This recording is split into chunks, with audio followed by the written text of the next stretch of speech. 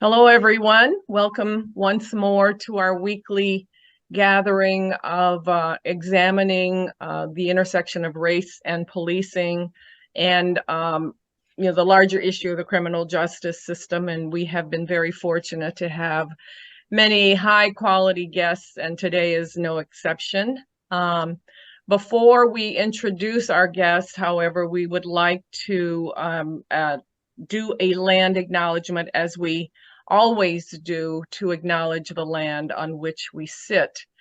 We recognize that California State University San Bernardino sits on the territory and ancestral land of the San Manuel Band of Mission Indians, Yatam Serrano.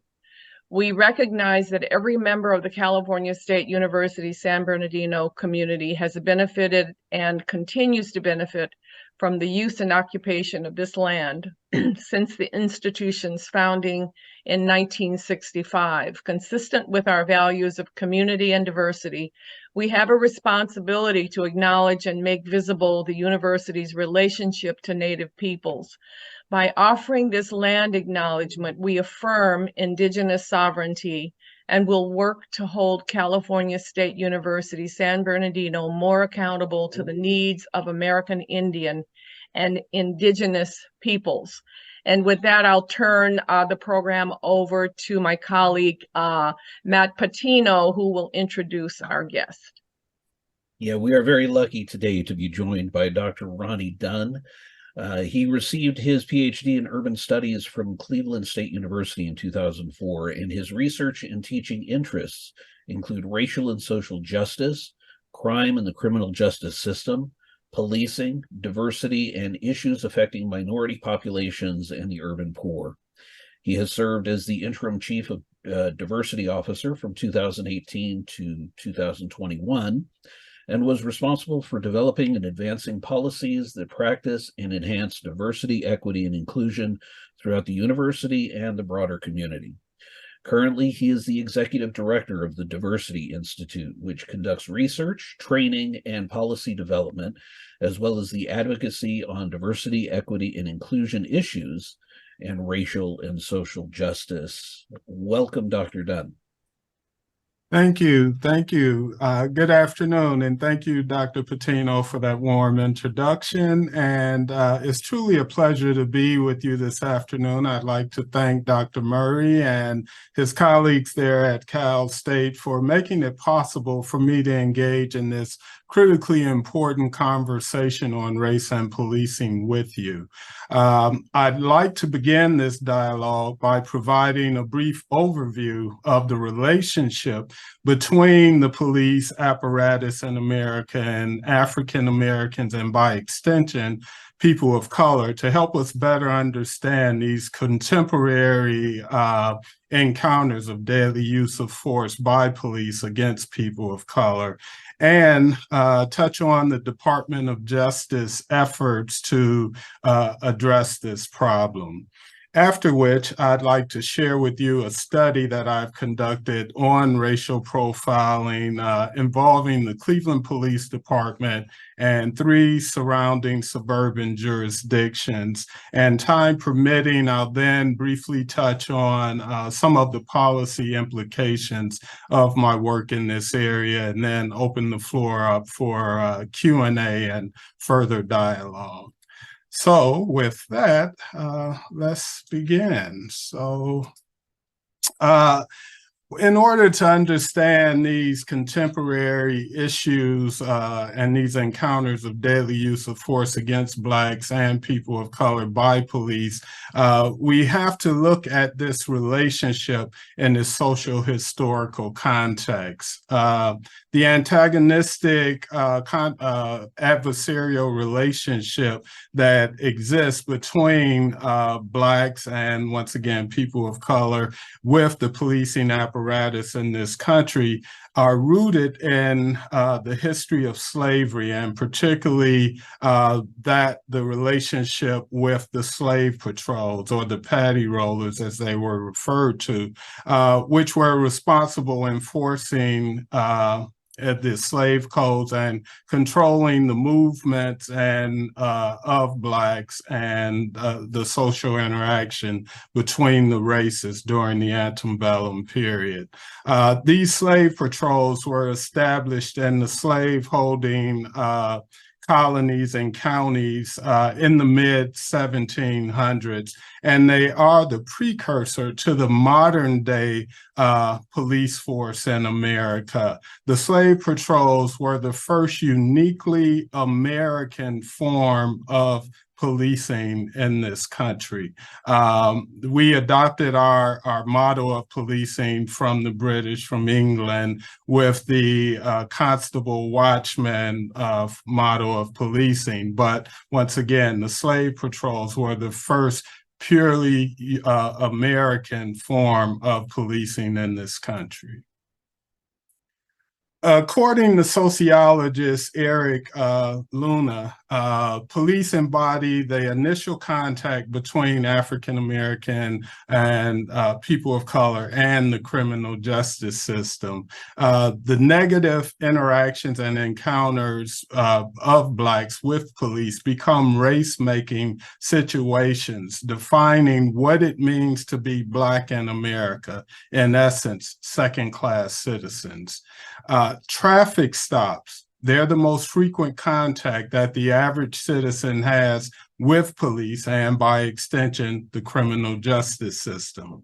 As we know, and police will acknowledge, traffic stops are fraught with uncertainty and volatility, and all too often they result in incidents of use of force and deadly use of force. And we have far too many examples of victims of deadly use of force that stem from traffic stops, with Tyree Nichols, Philando Castile, Walter Scott, Samuel DuBose, Sandra Bland, and Rodney King being the first incident of excessive and deadly use of force that was actually captured on video. In the wake of the Rodney King beating and the LA uprisings, the Congress passed the Violent Crime Control and Law Enforcement Act of 1994, which empowered the Justice Department to investigate police departments for patterns and practices of unconstitutional policing. Many aren't aware that my state has the dubious distinction of leading the nation in police agencies that have come under federal oversight, with 5. Cleveland is the latest in that list to come under DOJ oversight. And your state, California and Montana, are the second highest states, with 2 departments each coming under DOJ oversight. So I raised the significance of Ohio in this discussion of policing because, as I argue, it's nothing uniquely distinct about Cleveland or any of those other cities that result in them coming under police oversight. It speaks more to the culture of policing throughout the state. So Cleveland is a perfect case study to examine issues of race and policing. And I say that because there were 2 landmark cases that emanated out of the Cleveland Police Department in the 50s and 60s that have racial implications and are germane to the issue of racial profiling today. And those cases being Mapp v. Ohio, which stem from an incident that occurred in 1957, and the Supreme Court ruled on it in 61, and then Terry v. Ohio, which actually occurred 1 block from where I am currently sitting at 14th and Euclid in downtown Cleveland in 1963. And the late Congressman Louis Stokes argued that case on behalf of the plaintiff, Terry, before the U.S. Supreme Court in '68, prior to going to Congress, where he served 30 years, going to Congress later that year in 1968. And I had the distinct honor of discussing that case and its significance with the late congressman, and its relevance to the issue of racial profiling, which I've incorporated into my scholarship, my book, and my writings on this subject. So those cases help define the parameters by which evidence obtained by police during a search is admissible in court. And then that's stemming from Mapp v. Ohio and Terry v. Ohio, which help define the parameters by which the police can stop a person on the street or in public space and conduct what is now referred to as a Terry frisk. So those are very essential elements in the issue of racial profiling, as we saw the escalation of the use of what's referred to as stop and frisk during the period of the war on drugs, starting primarily in the 80s up through the 2000s. We saw the proliferation of the issue of racial profiling, which persists to this very day. Some other racialized incidents and the history of the Cleveland Police Department. In 1985, Cleveland was among the first 20 police departments in large urban centers to establish a citizen review board. In 2000, the mayor had the FBI conduct an investigation of the department for, quote, organized racist activity. And then in 2004, the department signed a memorandum of agreement with the Department of Justice in 2004 regarding excessive use of force. But there was not a consent decree or any oversight on the part of DOJ at that time. So needless to say, whatever reforms or efforts were put forth weren't sustained, because here we are less than 10 years later, they once again this time came under a federal consent decree for excessive use of force. In 2002 through 2004, 5 unarmed Black males were shot by the Cleveland police, 4 of which resulted in fatalities, 3 occurring in a 1-month period. And but for the early onset of an unseasonably cold fall, I submit that the city was on the precipice of racial unrest at that time. Then in 2005, the newly elected mayor, his first act upon taking office was to issue a revised use of force policy that temporarily showed a reduction in use of force by the department. But once again, that waned. And in 2012, we had the most egregious use of deadly force against 2 unarmed citizens to occur in U.S. police history. And that incident is referred to as the 137 shots incident, or here locally, they refer to it as 137 shot atrocity. There is a documentary on Netflix about this shooting. If for those that aren't familiar with it, I would strongly recommend you view this documentary. This incident led to the Department of Justice coming back in 2012 and opening an investigation, a pattern and practice investigation of the department. And just as they were concluding their investigation in 2014, I had been summoned to a meeting by the U.S. Attorney's Office for the Northern District, along with the president of the local chapter of the NAACP, who also wore the hat as the legal director for the ACLU of Ohio. We were summoned to a meeting with the U.S. Attorney's Office.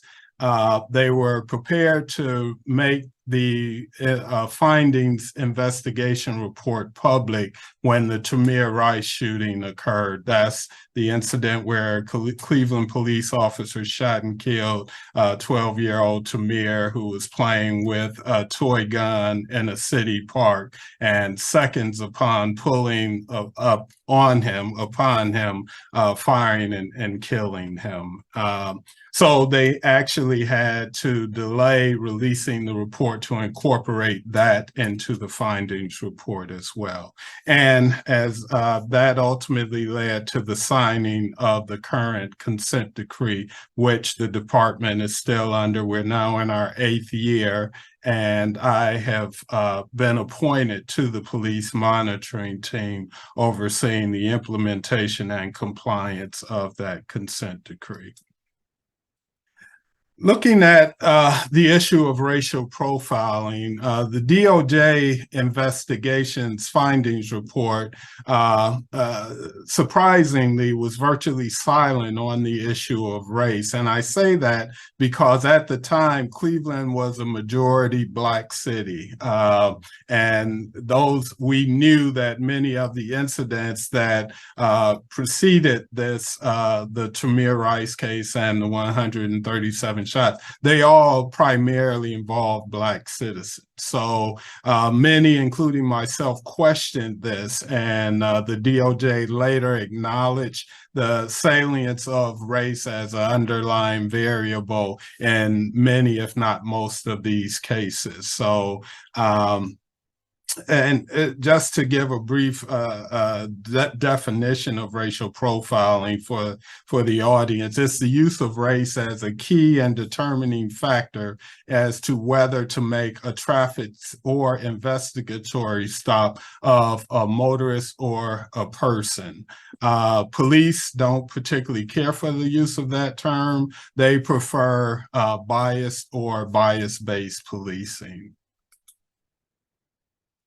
Now, looking at research that I've conducted in this area, the fundamental question underlying the issue of racial profiling is whether or not people of color are more heavily surveilled, stopped, detained, investigated, and ultimately sanctioned by police than are whites. In this particular study that I'm going to share with you, this was a study that was commissioned by the then county prosecutor in Cuyahoga County, of which Cleveland is the county seat, to examine. It stemmed from investigation and study that showed significant racial disparities in drug sentencing along racial lines between Blacks and whites. And once again, as I pointed out, the initial contact citizens have with the criminal justice system and police primarily comes through traffic stops. So I was commissioned, along with some colleagues in the sociology department, to look at that front end, that initial interaction with police. And I replicated the research methods I had used in my study, in my dissertation research, looking at racial profiling, to look at the disparities in traffic stops. So in this study, I included the city of Cleveland and 3 suburban jurisdictions.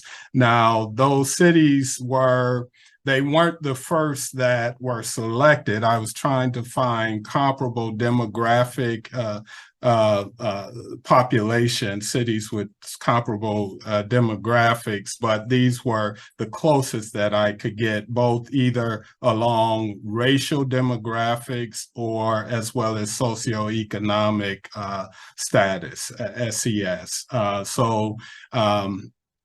And in this study, I used what's known as a gravity model, which is a model used by transportation planners to measure infrastructure needs, to be able to determine what volumes of traffic, roads, bridges, and arterial routes need to be able to accommodate, and the region from which a city or a area's driving population is drawn. And I used that model, which I obtained from the Regional Planning Agency, and imputed it with racial and age demographic data to measure the driving population for Cleveland, which our driving population, which is defined as those between the ages of 15, with that being the youngest at which you can legally drive in the state with a driver's permit,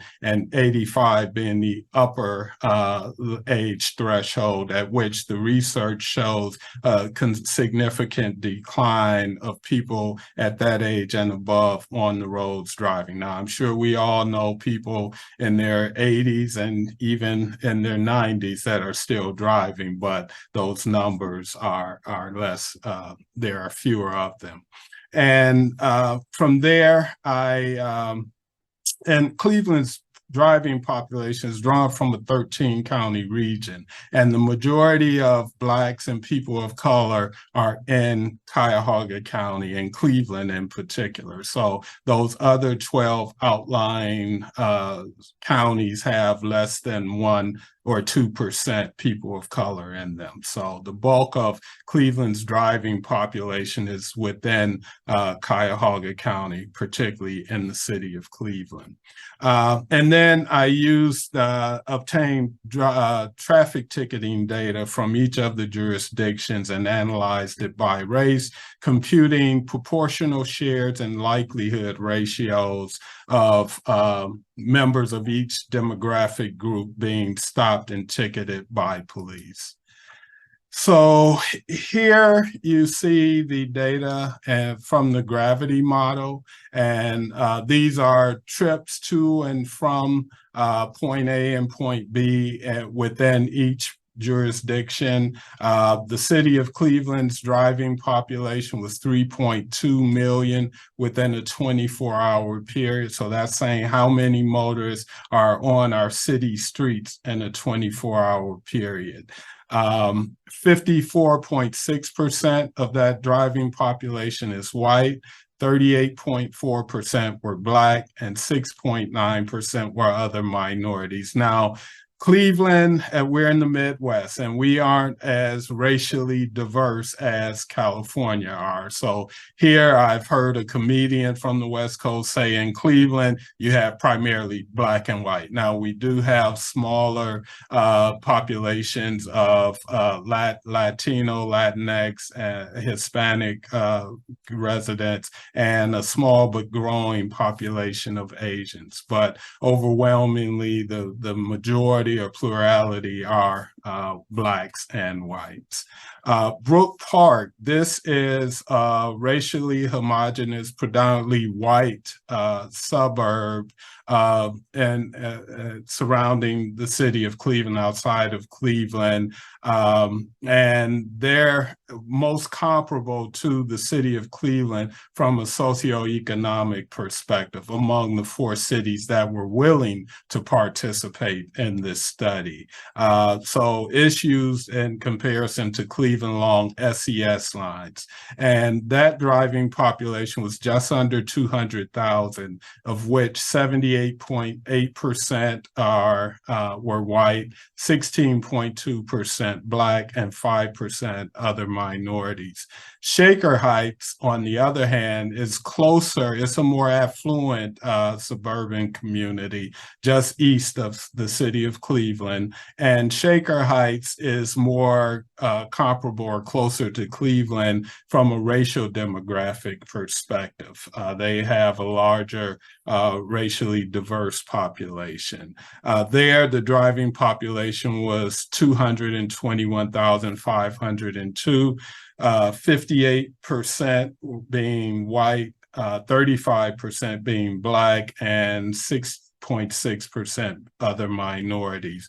And then Westlake, more affluent, predominantly white community or suburb, west of Cleveland, with a driving population just under 400,000, 83% of which were white, 11% Black, and 5.5% other minorities.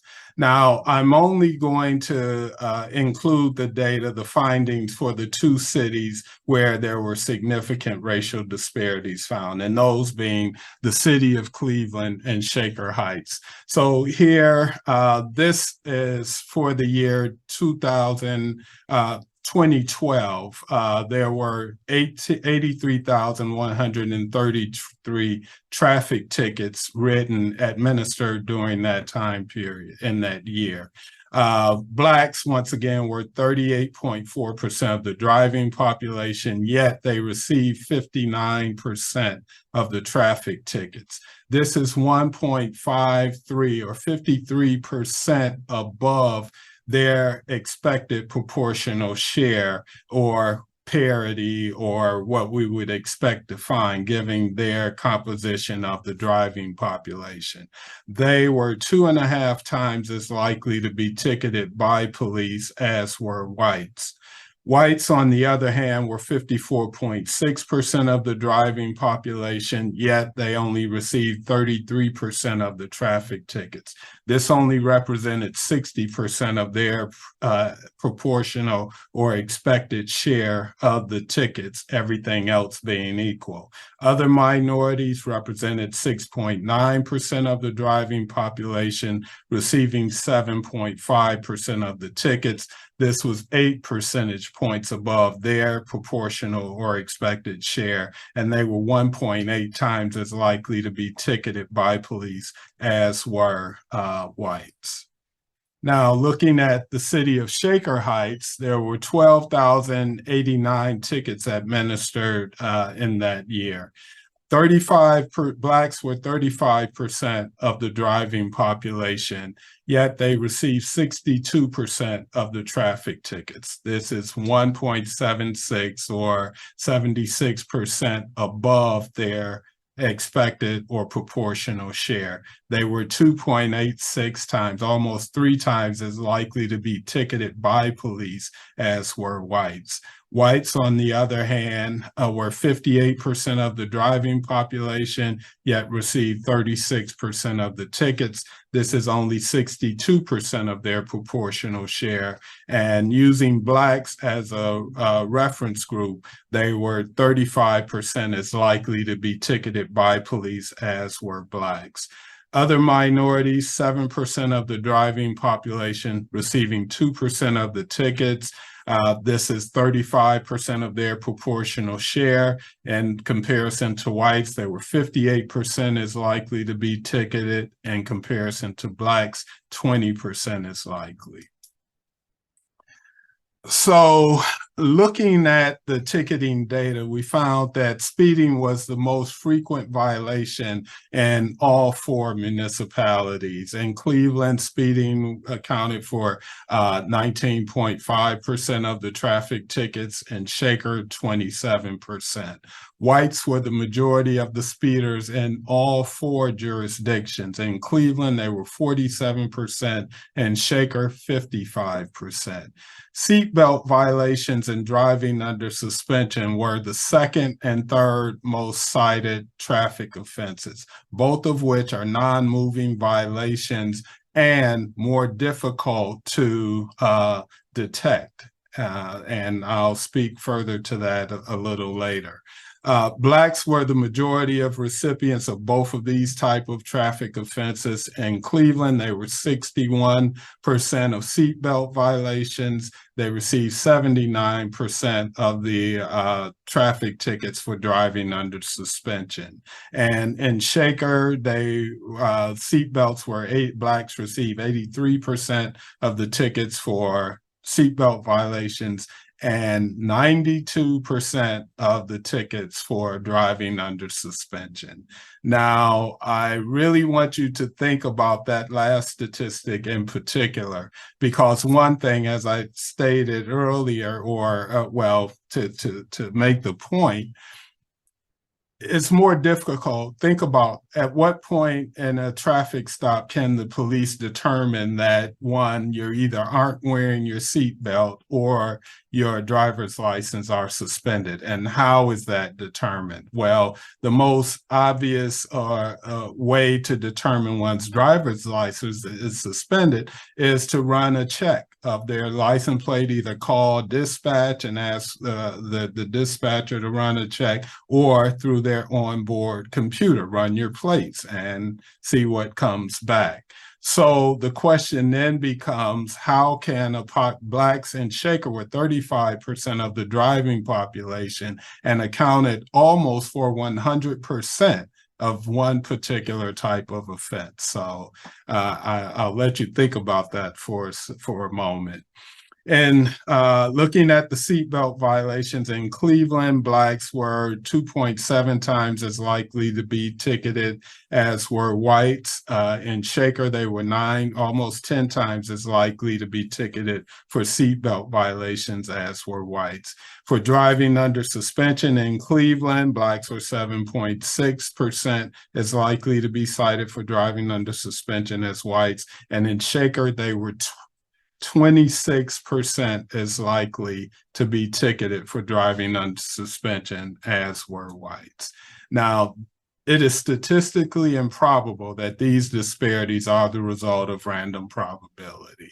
So particularly, as I mentioned, that high driving under suspension hit rate among blacks is indicative of the police conducting electronic surveillance, just arbitrarily or intentionally running the plates of black motorists under what is referred to as expectancy theory, that if I run the plates of a black motorist, I will more likely get a warrant, or some type of legal encumberment that will then allow me to conduct a stop and conduct further investigation, and in hopes of finding drugs, guns, or some other type of contraband. What are the consequences and implications of these practices? One, the increased likelihood of these volatile incidents, including use of force and deadly use of force. And it also further perpetuates the frequency and more frequent contact and deeper involvement of blacks and people of color with the criminal justice system. It violates their 4th and 14th Amendment rights, protections against unreasonable search and seizure, and equal protection under the law.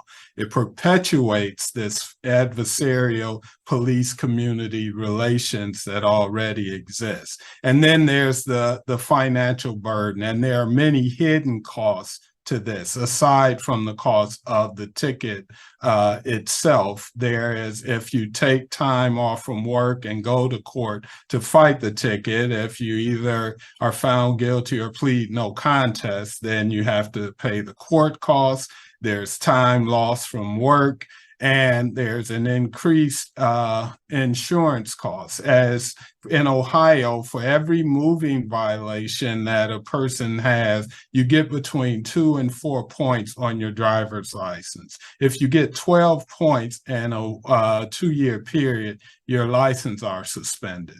Now, think about the impact that would have on any of us in our livelihood, our family life, everything, the impact that could have. And then there's the reinstatement fees that go along with having your driver's license reinstated. For each occurrence, there's a $250 fee or cost. So, and in Cleveland, and I'm sure they're in California, because I know of the traffic jams, the nightmarish traffic jam.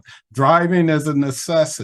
Particularly, you think about the brutal cold winters that we have here. The majority of people commute using their own private personal vehicles versus using public transportation, unlike maybe New York City, Chicago, San Francisco, some large urban metropolitan areas that generally have more ridership on their public transportation. So the thing is, people are driving regardless of the challenges in having their license suspended out of necessity. And given the way that the police are running their license plate, it becomes a vicious cycle that they're caught in, and it creates this financial hole that they're buried in and unable to dig themselves out of. It also further reinforces the racial stereotypes about the criminogenic supposed nature of Blacks and people of color. If you go to our Justice Center now, I guarantee you when you walk into any of those courtrooms, it's going to overwhelmingly be Blacks, over 90%. I can assure you that. I would bet my paycheck on that.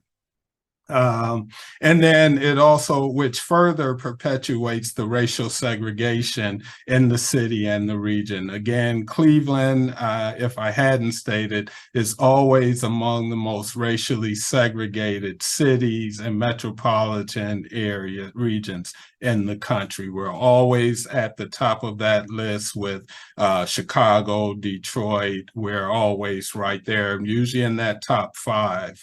And it further has adverse economic effect on the region as a whole of Northeast Ohio. And I forgot to mention, it also creates a barrier to employment opportunities for many inner city residents. It perpetuates already precarious jobs to job skills mismatch that exists in cities such as Cleveland, because with the erosion of our industrial manufacturing based economy, what jobs do still exist, semi and low skilled labor jobs in manufacturing and warehouses, they're found in an industrial park somewhere out on the suburban peripheral fringe, not in the central city. So that loss of driving privileges creates a barrier to those labor markets where, given the low educational attainment level in the inner city, many of the residents are qualified for those jobs that they now can't get to legally. And if they do try to, once they're in those suburbs, chances are they're going to be stopped by police once again, and this cycle just repeats itself.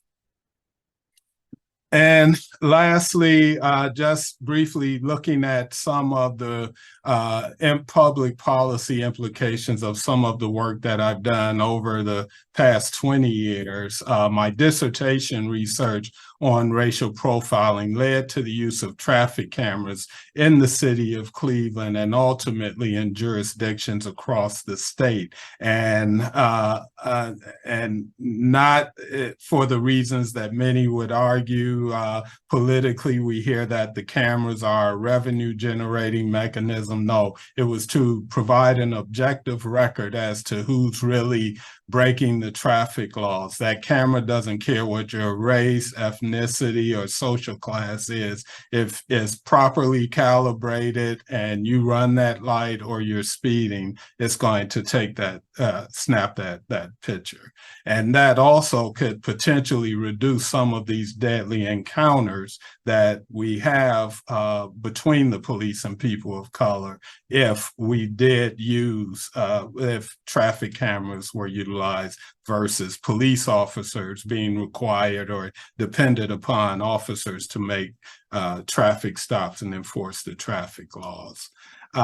Then 2007, I conducted a study of the Civilian Review Board, which led to the transition or shift from fully sworn officer investigative staff to an all civilian investigative staff.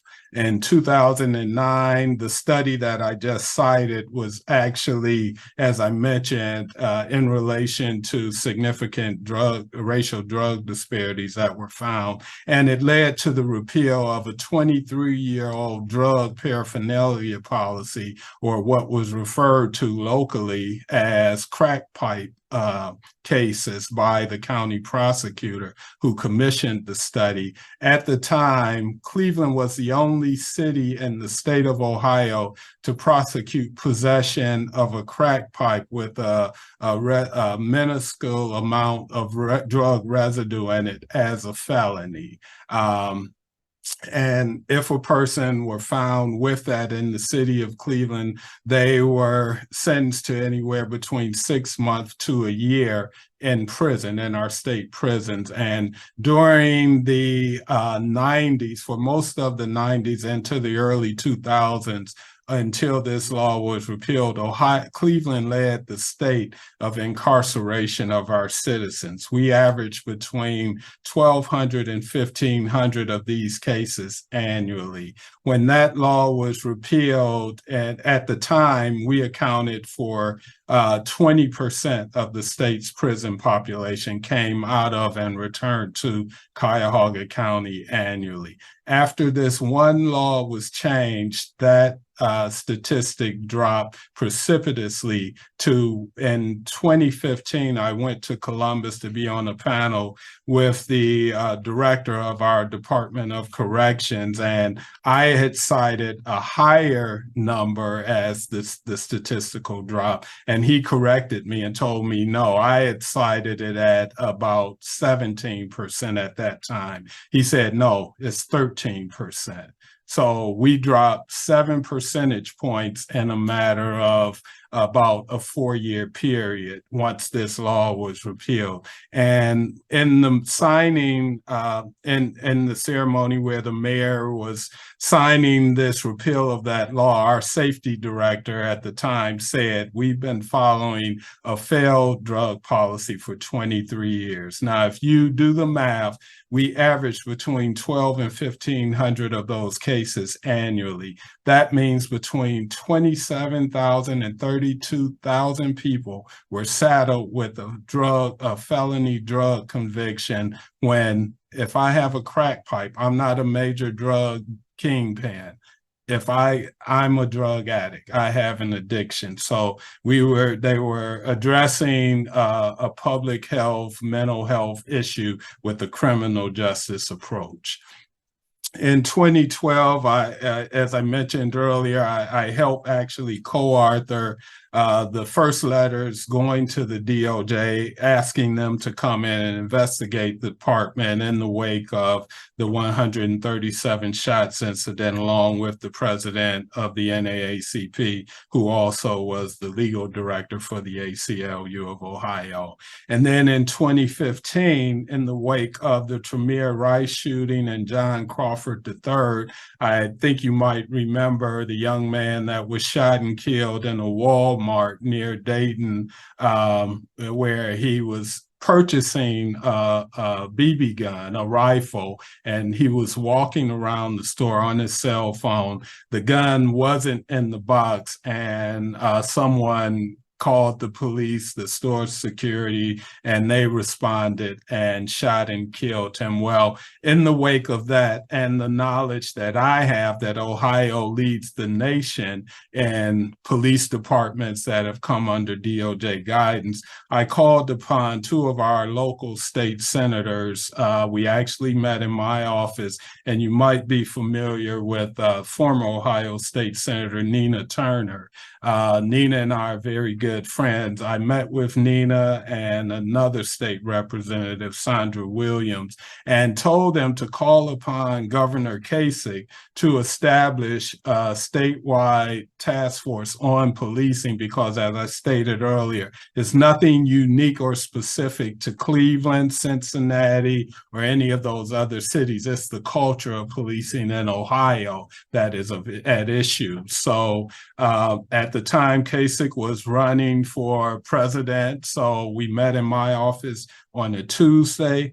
That Thursday, they returned to Columbus and met with the governor, and that Sunday morning, he was on the Sunday morning talk shows announcing the establishment of this first statewide task force on policing in the nation. And Subsequent to that task force doing our work across the state, holding town hall meetings and doing investigations and meeting with communities and seeing what the local challenges were, writing a report. He then signed an executive order establishing a standing Ohio Collaborative Community Police Relations Board, which was established in 2015 and is still in existence to establish statewide minimum standards in policing. Now, I was appointed to that board. I'm still on it, and at present we have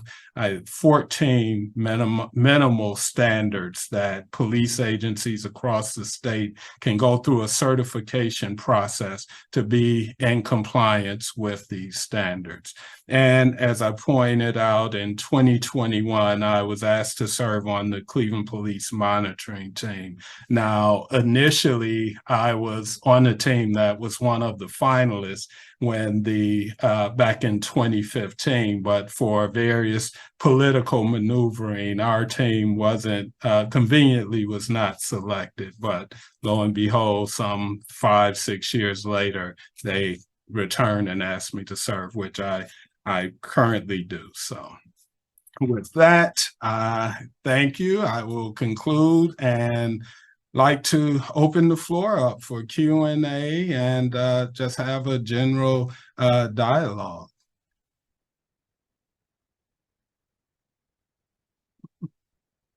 Thank you. Thank you. Thank you, Dr. Dunn. Sure. Do we have questions? No questions? We don't have questions in the Q&A yet, but I have a question. Yes. I have many, so go ahead, Michael. Okay. Well, I will defer to you. Please go ahead. No, please. I was just kidding. Just kidding. Go ahead. Thank you very much for that, Dr. Dunn. Very helpful to have that kind of empirical data. And what are the police responses to that kind of data? In other words, what do they chalk up these disparities to that justify basically maintaining the same posture towards these communities? Well, thank you for that question, Michael. Police, obviously, initially, they're very defensive and they defend their practices, and they indicate that it's just reflective of Blacks' disproportionate involvement in crime or in this instance, traffic violations. And often they'll point to issues such as equipment violations but the thing is, as I pointed out, most of the citations Blacks were being cited for are non-moving violations. And those citations that I cited, that was the primary offense that they were being cited for. And the seatbelt violations in Cleveland and Ohio, until recently, they were a secondary offense. There had to be another offense associated with it before you should cite them for a seatbelt violation. But yet and still, we saw that as the primary offense reported on many of them. And, anecdotally, I have heard so frequently from community members throughout the county. There are 13 municipal courts in Cuyahoga County. And just as I made the assertion about going in our justice center and what we would find, people continuously tell me that you find those same things when you go to all of those suburban municipal courts, and many of them aren't majority populations with Black residents, but yet and still that's who you see in front of the judge for traffic offenses. And these traffic offenses are just that entry point into the criminal justice system by which we know along that continuum at each decision point, those racial disparities are only compounded. And thus we see what we see in our prisons and the mass incarceration that we see. Dr. Dunn, I have a follow-up to Mike's question then. You mentioned the Terry v. Ohio case, the stop and frisk case, which is what gives these departments the ability to conduct these pretext stops. Mm-hmm. How are these 4 departments that you looked at, how are they responding to? They're basically exploiting it because not everybody is speeding. Right. And unless you're a very quick eye, you're not going to see if somebody is wearing a seatbelt or not. Mm-hmm. And you can't psychically know that somebody is driving on a suspended license. So given what you presented, how are these departments defending their internal policies? Well, actually, ironically, I presented this very same research in our law school not long after completing the study in a forum that the law school was having, and Congressman Stokes was there that day. This was before his passing. And when I presented the data specifically about Shaker Heights and the findings there, to my dismay, an African-American attorney and councilman from Shaker Heights stood up and then tried to basically asserted that, well, there are these drug corridors and named specific streets in Shaker that are major drug corridors. And I just said, oh my God, if you're buying that notion, then he's drunk the Kool-Aid that Blacks are disproportionately, drug users, drug dealers, and all of that. So, and until recently, they basically haven't done anything except for the city of Cleveland, which is now under a federal consent decree. So they have to address it. But Shaker Heights recently, and based on this research in the wake of George Floyd, some community organizations picked up that research and then started advocating and around police reforms in Shaker Heights. And they actually had gained enough signatures to put a referendum on the ballot to force policy change relative to policing. But they struck a deal in compromise with the administration, which I personally think was a misstep, and agreed not to take it to a referendum to force legislation. Because what I found, but for legislation, these type of reform efforts are left to the whims of an administrator or a particular administration. And as they change, so might the efforts to implement those reforms. So we'll see where it goes. There's a young man out of Shaker Heights that kind of led the community organizing around that. And he's been recognized by the Vera Institute for his work with getting the city to reach this agreement. But, we'll have to see if the city follows through with those reforms.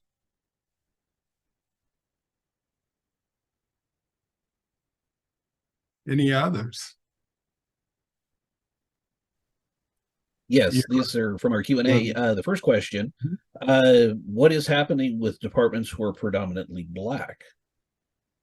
Well, what is happening? Well, the thing is, and in my research, I never say that it's white officers that are targeting Black motorists, because the data shows, and I write in my book and dissertation, I show how regardless of the officer, the race of the officers, there were informal policies or directives made in the city of Cleveland by the then chief of police who later became the safety director that basically said if police don't write tickets, it's going to show in their annual performance review.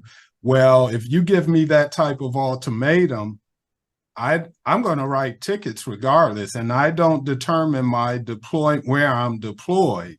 So if you deploy me on the east side of the city in a predominantly Black area, guess what? I'm going to write tickets. So there were these informal type of policies that were in place that would contribute to that. And then when we look at the case of Tyree Nichols and what happened, Blacks aren't immune to these internalizing the racial bias against Blacks, anti-bias. Personally, until I had an incident at the age of 44. Up until that point, my worst experiences and encounters with police, and I'm a Cleveland native, were from African American officers. So, race isn't it, and as we saw in the Tyree Nichols case, it's the culture in policing, and you enter that culture, and in order to be successful, often you're going to have to adapt to the culture within that organization. And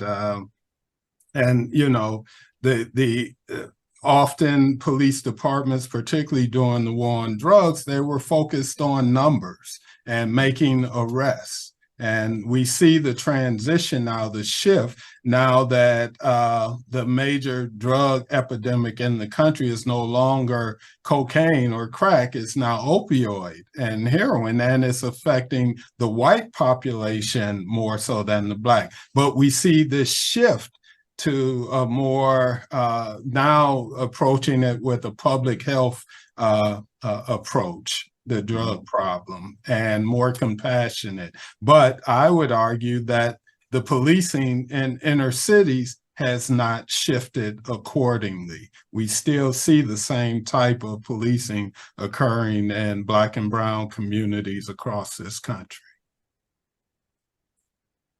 The next question we have is, has there been any positive reaction to the data on behalf of police departments?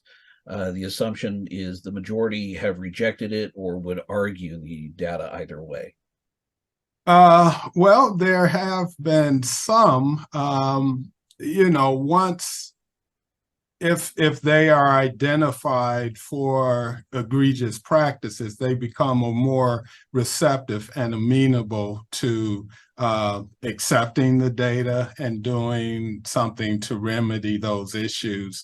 Dr. Murray Jeremy mentioned a report that I was cited in, a news report by The Guardian. I think that is the article that talked about the University Circle police disproportionately targeting Blacks in an area. University Circle in Cleveland is where our cultural institutions are, the Cleveland Museum of Art, the Cleveland Symphony Orchestra, Case Western Reserve, and it's in the heart of Glenville, predominantly Black community. Well, 90% of people stopped by the special police district, the University Circle Police, were Blacks. And so the week that the presidential debates were held here in Cleveland at Case Western Reserve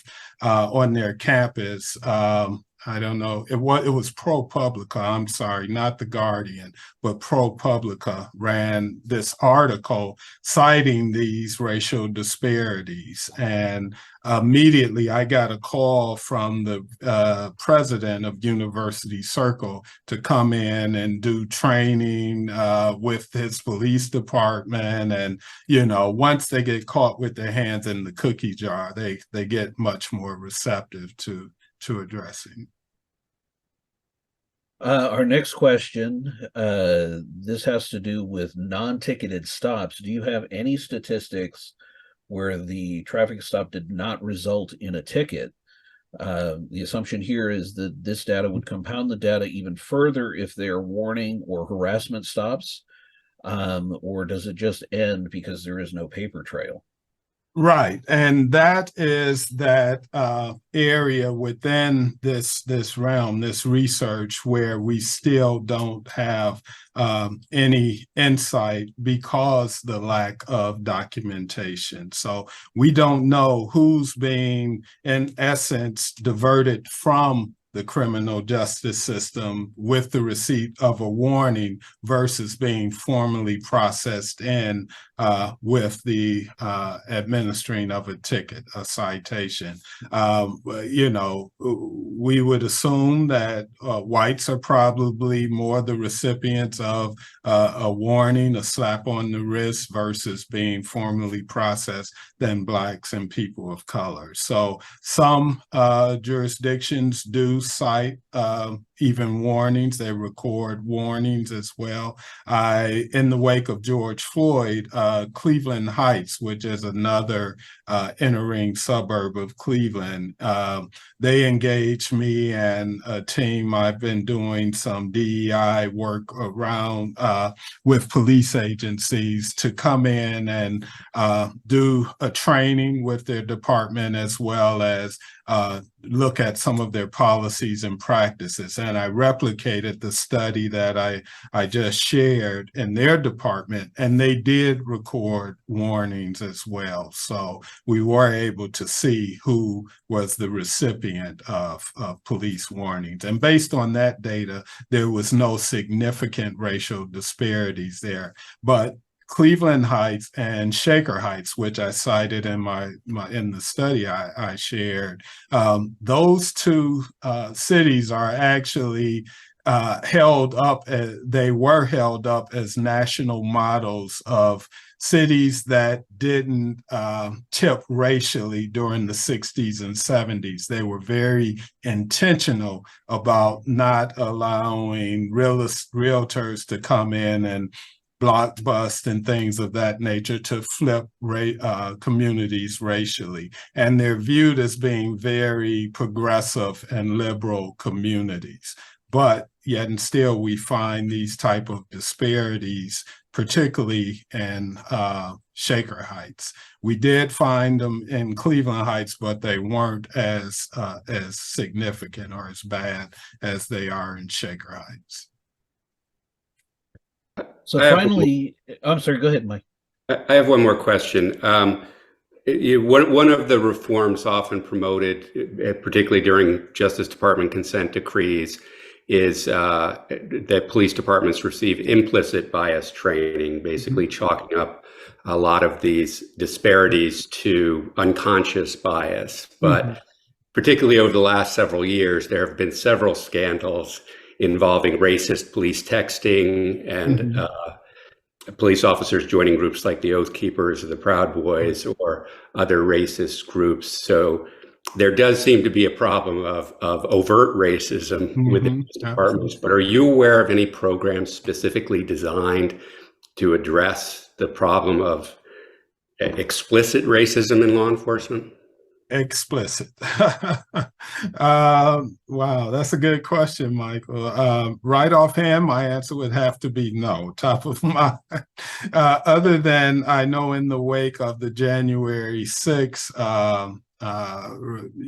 riot at the Congress, some police departments did begin to thoroughly vet and purge their departments for those type of officers engaged in those type of activities. I don't think it's been extensive enough. I mentioned in my study that the mayor of Cleveland had the FBI conduct an investigation for, quote, organized racist activity. And mind you, the way they defined organized racist activity is why there weren't any significant findings. But actually, I received a copy of that investigative file, and it was thousands of pages thick. And that I found a 4-page memo in it from the Deputy Chief of Operations for the department at the time that explicitly said, we, the Cleveland Police Department, racially profile African Americans, and he went about noting the ways that it was done. But yet when that report was released to the public, it was like as much ado about nothing. And initially, my dissertation chair wasn't very receptive or enthused about my desire to study racial profiling at the time. Now, mind you, I started looking at this issue in the mid to late 90s. He wasn't excited about it until I showed him that memo, and he lit up like a Christmas tree. He said, this is a smoking gun.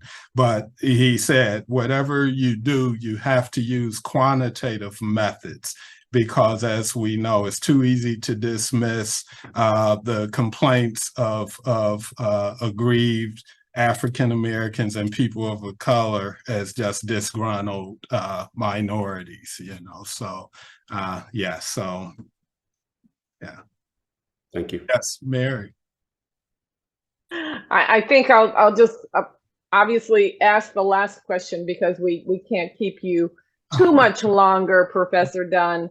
I'm just wondering if you can leave us with a little bit of hope that the community is, I know you've done some tremendous things and you've shown us what the outcome has been through your research and you know the positive outcome.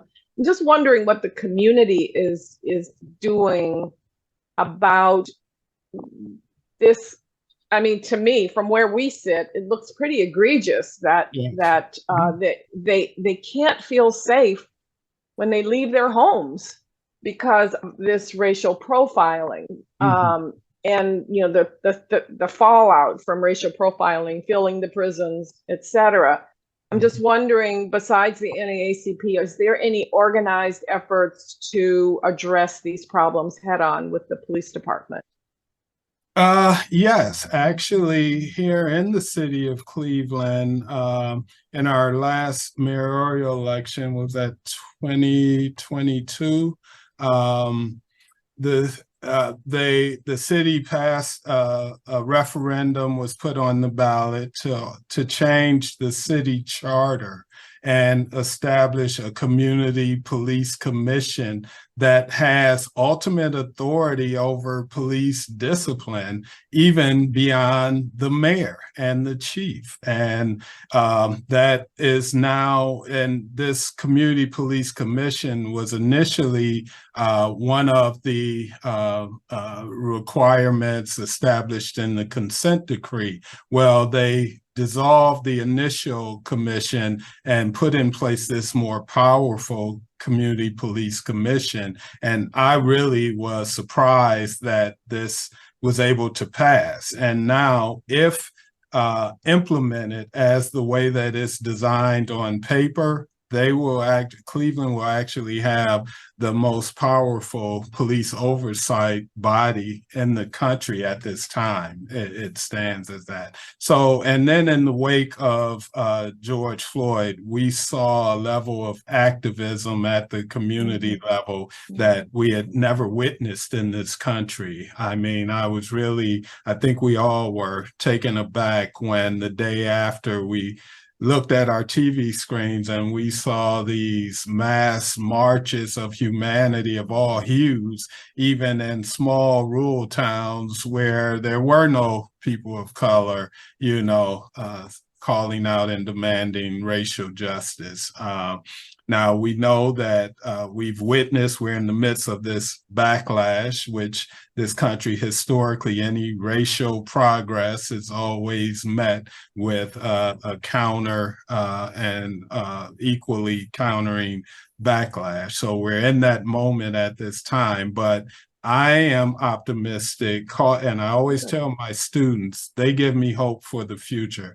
because they are more bold, more courageous, and that racial reckoning that we witnessed, that I attribute to this younger generation that aren't going to be beholden to the ways of the past and my generation and older generations. So they give me hope for the future of this country. Well, it certainly looks like they made a difference yesterday in the Ohio election vis-a-vis abortion. Yes. Which is, and they attribute that to young people coming out and voting early and all of that. Just one last comment that I know I haven't touched on it, but there's another motivation, and we've heard this from several of our guests in the last 3 years. Another motivation for cities to not stop traffic stopping is revenue. We were told that the city of Ferguson, 100% of their city budget came from traffic stops. Could that possibly be true? Oh, absolutely. Absolutely. We have, and in my dissertation, I write about the built-in economic incentives to continue to do these traffic stops. And unfortunately, it's on the backs of people of color, disproportionately, and low-income people in particular.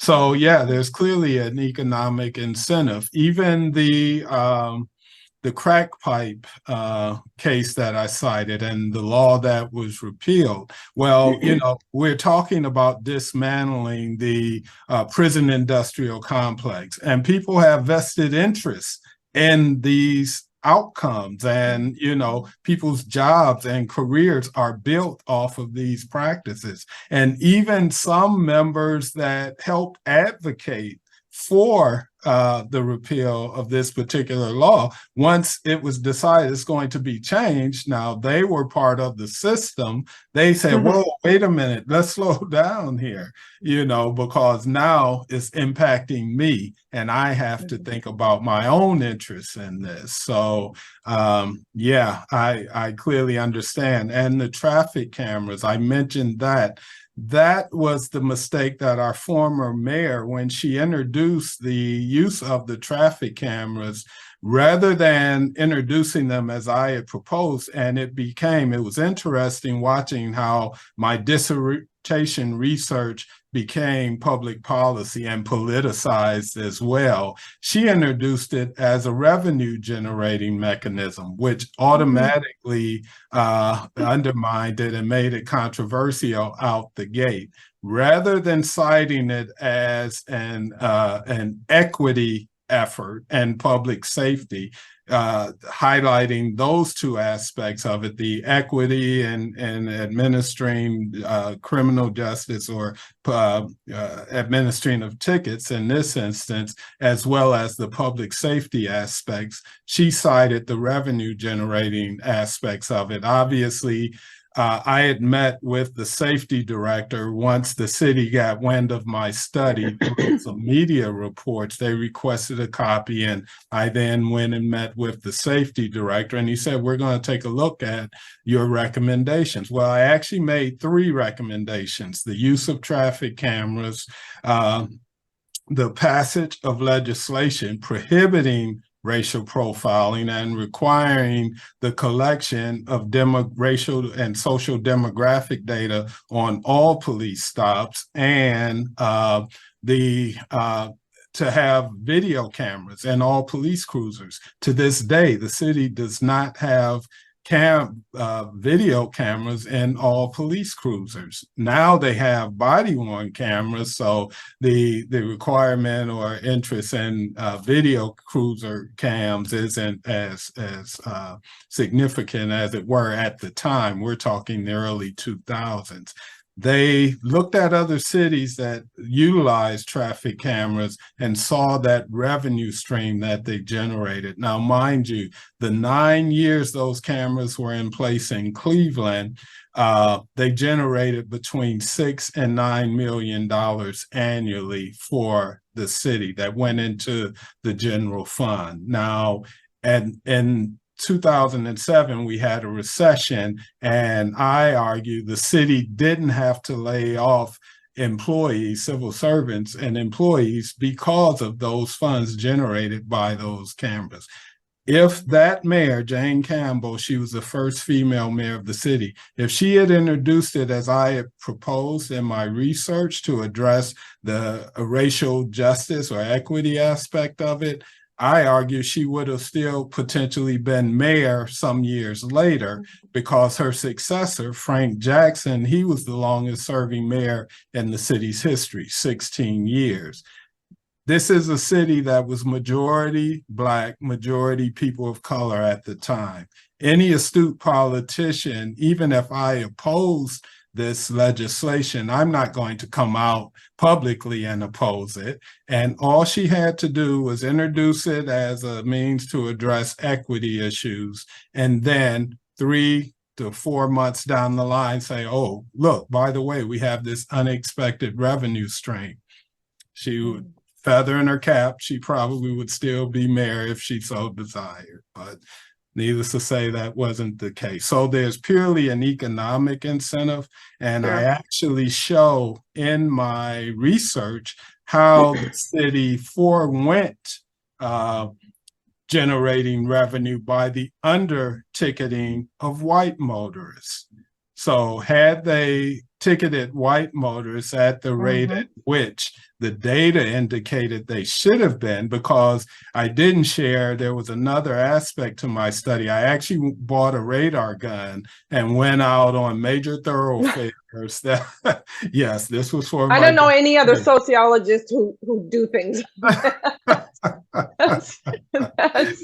So yeah, it showed that whites were the majority of traffic violators, and if they'd have enforced the law at the rate that the data indicated they could, they forewent X million number of dollars over a certain time period. So, but we have held you way, way too long. You have been so kind and so generous with your time, which means that we can call you again, right? Absolutely, yes. We can have you come back again. I would love to. If my colleagues don't have any other questions or comments, I think we're going to let you go, and we will talk to you soon. Thank you again, Dr. Dunn, for this wonderful, wonderful Thank you. My pleasure. program. My pleasure. Take care. Thank you all. Take care.